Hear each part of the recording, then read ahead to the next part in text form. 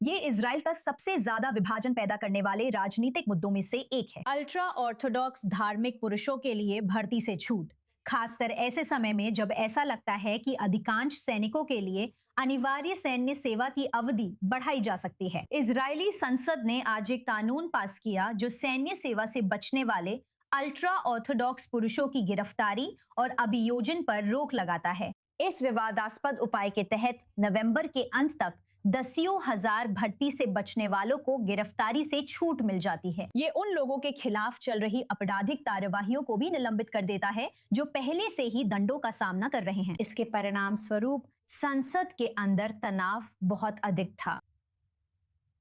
तो और जानकारी के लिए संवाददाता बलीग सादिक हमारे साथ स्टूडियो में मौजूद हैं। एक तरफ सेना में सेवा अवधि बढ़ाना तो दूसरी तरफ दसियों हजार धार्मिक पुरुषों के लिए छूट।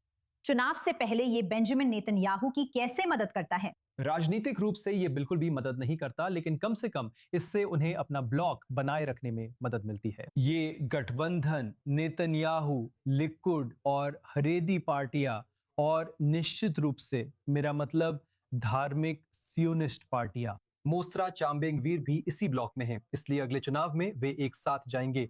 ये नेतन्याहू के लिए अहम है।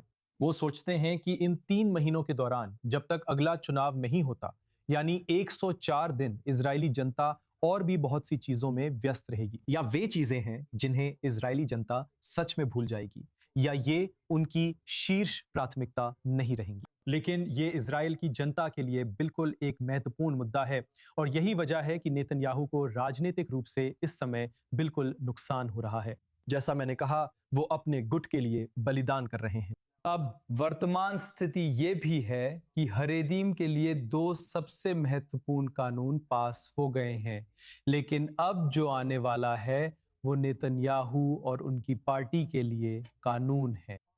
हम यहाँ अटॉर्नी जनरल की शक्तियों को सीमित करने की बात कर रहे हैं। वास्तव में अटॉर्नी जनरल की भूमिका को अलग करने की बात हो रही है और साथ ही इजराइल में मीडिया के लिए नया सुधार मंत्री श्लोमो कारी द्वारा लाया गया और अन्य कानून जो लिकुड और उनके मतदाताओं के लिए भी महत्वपूर्ण है। तो हम देख रहे हैं कि यहाँ किसी तरह की डील हो रही है।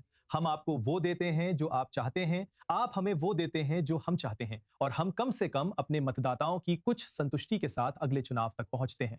तो यही डील है और ये रोजाना की जा रही है। कल कैनेसेट में और वोटिंग होने वाली है और ये डील या पैकेज सारी की सारी कानूनें शुक्रवार तक पूरी कर ली जाएंगी, क्योंकि यही वो दिन है जब कैनेसेट, जो 1988 के बाद पहली कैनेसेट है, जैसा कि हमने कहा, जो अपनी अवधि पूरी कर रही है, अपने आप भंग हो जाएगी। और हमें ये बताइए कि असली चुनाव प्रचार तब से शुरू होता है। हमें चुनावी दिन से पहले होने वाले विलय और रणनीतियों के बारे में पता है। ये सब कैसा दिखता है? हाँ, सबसे पहले हमें प्राइमरी चुनावों का इंतजार करना होगा, कम से कम डेमोक्रेटिक पार्टी के लिए जो अगले सोमवार है, और साथ ही लिकुड पार्टी के लिए भी, जिसने कल ही नेतन्याहू के लिए सीटें सुरक्षित करने की प्रक्रिया पूरी की है। 8 सीटें, जैसा कि हमने कहा, उस सूची के लिए जिसमें कम से कम उनमें से ज्यादातर ऐसी जगह पर हैं जहां उनके अगले चुनाव में जीतने की अच्छी संभावना है। और उसके बाद लिकुड के लिए प्राइमरीज होंगी और फिर हम देखेंगे कि वास्तव में अभियान शुरू हो रहा है। लेकिन पहले से ही हम देख सकते हैं कि यहाँ प्रतिद्वंदी कौन है। नेतन्याहू ने आइजनकोट को मुख्य प्रतिद्वंदी चुना। दक्षिणपंथी आवाज की बात करें तो लिबरमैन उनका प्रमुख प्रतिद्वंदी है, आइजनकोट नहीं। और आने वाले महीनों में हम निश्चित रूप से अभियान में और भी ज्यादा तीव्रता देखेंगे।